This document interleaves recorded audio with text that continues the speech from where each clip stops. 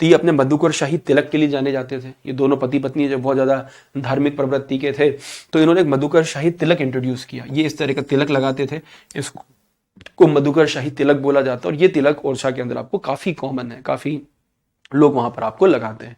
तो इस तरीके से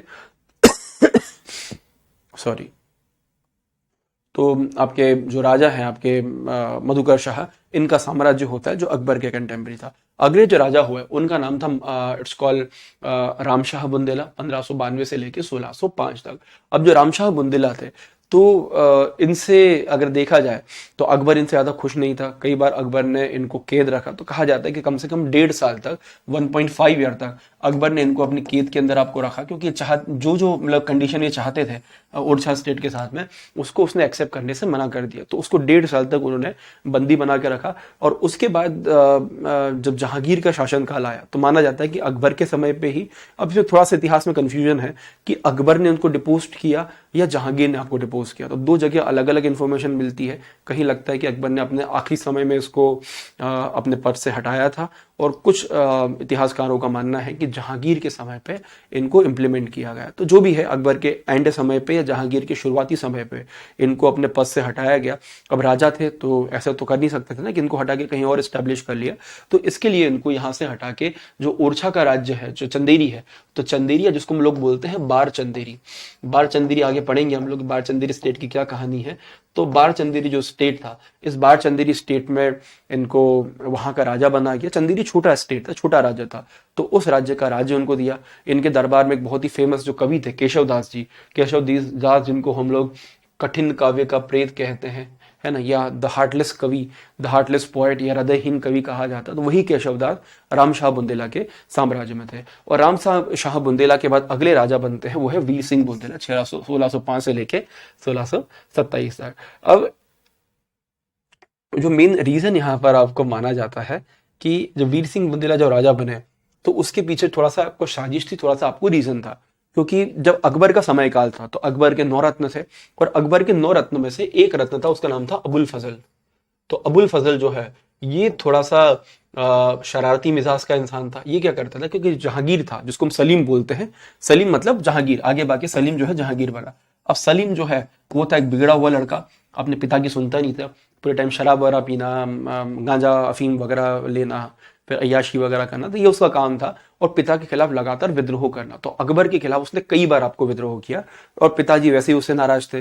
अकबर के और भी बेटे थे, लेकिन एक एक करके सभी बेटे कोई ना कोई युद्ध के अंदर आपको डेथ हो जाती, और अल्टीमेटली फिर उनके पास सलीम यहाँ पर आपको बचता है राजा बनाने के लिए। अब ऑप्शन नहीं था, एक ही इकलौता बेटा बचा है, उसको राजा स्टैब्लिश करना है, या बड़े बेटों में से एक जहांगीर था जिसको राजा सलीम था जिसको राजा बनाया जा सकता है। अब हुआ क्या कि जो अबुल फजल है, ये था थोड़ा चुगलखोर। अकबर के पास जाता, अरे महाराज वो आपका बेटा जो है सलीम, उसने ऐसा कर दिया, आज फलाने का कांच तोड़ दिया, आज फलाने का राज्य हड़प लिया उसने, आज फलाने की लड़की को छेड़ दिया। रोज जाके कुछ ना कुछ कंप्लेन करता, रोज कुछ ना कुछ कंप्लेन। और अकबर जो है वो उससे गुस्सा हो जाता, लेटर लिख के सेना भेज के इसके खिलाफ कुछ ना कुछ एक्टिविटी करने लग जाता। ये अकबर इसको कई बार, तो अकबर ने उसको गिरफ्तार करने के लिए संदेश है, मैसेज भी यहाँ पर आपको भेज दिया कि गिरफ्तार करके लाओ।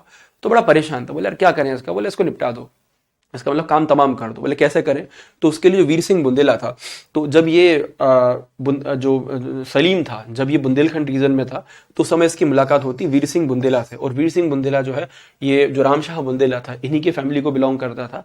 अब वीर सिंह बुंदेला और दोनों की दोस्ती हो गई। उसने बताया, एक दिन बैठे होंगे दोनों माहौल बना के, अरे यार वो रिश्तेदार है अपना अबुल फजल, ये परेशान कर रहा है, क्या करें इसको। बोले भाई निपटा देते हैं। तो बोला हाँ निपटा दो उसको। तो ये उसको सुपारी देता है एक तरीके से वीर सिंह बुंदेला को, अगर देखो तुमने अगर इसको मार दिया, तुमने अगर इसको किल कर दिया, तो तुमको जब मैं राजा बनूंगा, ये तो तय था ना कि जहांगीर राजा बनेगा, अगर मैं राजा बनूंगा तो तुमको मैं जो ओरछा का राजा है, ओरछा का राजा बना दूंगा। बोले ओरछा का राजा रामशाह है। बोले रामशाह को छोड़ो, मैं तुमको राजा बना दूंगा। ही वॉज वेरी हैप्पी, चलो ठीक है मुझे राजा बना देना। और उसके बाद ये एक साजिश आपको रचता है, और साजिश के अंतर्गत अबुल फजल जब आगरा की तरफ जा रहा था ग्वालियर होके, और ग्वालियर के पास में एक जगह है आंतरी, तो आंतरी के पास ये उसको पकड़ते हैं, और उसको पकड़ के वहां पर उसकी हत्या कर देते हैं। उसके पेट के अंदर कोई ऐसा इंस्ट्रूमेंट या ऐसा कोई हथियार डालते हैं जिससे उसकी आंतें बाहर आ जाती है, और वो कुछ लोग बोलते हैं कि आते बाहर आ गए इसलिए उसको आंतरी कहा जाता है, बट उस जगह का नाम ही आंतरी था और ये भी एक संयोग था शायद कि उसकी आते यहाँ पे बाहर आ गई। तो जब आते बाहर आ गई तो उसको हो सकता है आंतरी बोला गया हो। तो वहीं पर अबुल फजल की डेथ हो जाती है। वहां पर फिर बाद में जो अकबर है वो उसका एक मकबरा भी बनाता है। और जैसे ही अकबर की डेथ होती है, अकबर की डेथ के बाद जैसे ही जहांगीर राजा बनते हैं, सबसे पहला काम जहांगीर करता है कि वीर सिंह बुंदेला, राम शाह बुंदेला की जगह वीर सिंह बुंदेला को ओरछा का राजा बना देता है। और ये बोलता है कि जब मैं राजा अगर भी बना हूं तो उसके पीछे जो वीर सिंह बुंदेला है उसका हाथ है, इसका सपोर्ट, अगर ये नहीं होता तो मैं राजा यहाँ पर आपको नहीं बन पाता। तो इस तरीके से बड़ा खुश होता है और जहांगीर उसको बोलता है क्या चाहिए बोलो, बोले थोड़ा बहुत राज्य दे, बोले हाँ ठीक है ले जा। तो इनको बहुत सारे जो राज्य है, बहुत सारा स्टेट उस समय आपको मिल जाता है। उस समय पे जो बरौनी के आसपास का रीजन, उसके बाद और भी आसपास के ग्वालियर, नरवर, पवैया, ये पूरा जो रीजन है, ये पूरा रीजन वीर सिंह बुंदेला को यहाँ पर आपको मिल जाता है। और उसके बाद जहांगीर जो है उसको भयंकर धन संपत्ति, बहुत प्रॉपर्टीज है, पैसा, धन दौलत, सब कुछ यहाँ पर आपको देता है। तो एक तरीके से जो अब वीर सिंह बुंदेला तो बहुत रिच राजा बन गया उस समय पे। ऐसा कहा जाता है कि जहांगीर के बाद अगर कोई सबसे ज्यादा अमीर है देश में तो वो वीर सिंह बुंदेला, क्योंकि प्रॉपर्टी इतनी मिली उसको, राज इतना बड़ा मिला, प्रॉपर्टीज इतनी सारी आपको मिली। तो इस तरीके से वीर सिंह बुंदेला एक स्ट्रांग राजा, ये एक मजबूत राजा बन के यहाँ पर आपको गद्दी पे यहाँ पर आपको बैठता है। लेकिन ये चीजें ज्यादा दिन चली नहीं। उसके बाद जहांगीर के बाद शाहजहां राजा बनता है। और इधर भी अगर देखा जाए तो वीर सिंह बुंदेला के बाद उसका जो बेटा था जुज्जर सिंह बुंदेला राजा बनता है। और जुज्जर सिंह बुंदेला का जो साम्राज्य था वो था 1627 से लेकर 1635। अब जब ये राजा बनता है तो उस समय पे शाहजहां को पता चलता है कि अब्बा जी ने तो बहुत सारी जो जमीन थी, संपत्ति थी, वो तो इनको दे रखी थी, वीर सिंह बुंदेला को राजा बना रखा था, कई सारी उनके पास संपत्ति थी, वो उन्होंने उनके पास दबा के आपको रखी थी। तो कैसे भी करके वो संपत्ति वापस आपको वसूल किया जाए। और जुज्जर सिंह बुंदेला से जो शाहजहां है वो बोलता है कि भाई जो भी संपत्ति पिताजी ने तुमको दी थी वो संपत्ति तुम मुझे वापस दे दो। एक मिनट यार,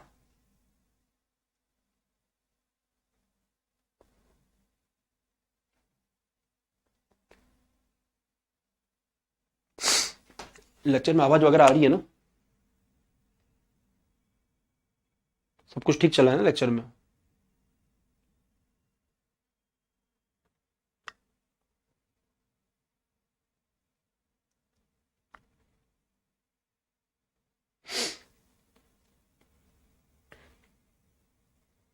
नहीं, क्योंकि दो तीन बच्चों के मिस कॉल थे, मुझे लगा मैं पढ़ाए जा रहा हूँ जब से और आवाज वगैरह आ नहीं रही है। ठीक है ठीक है।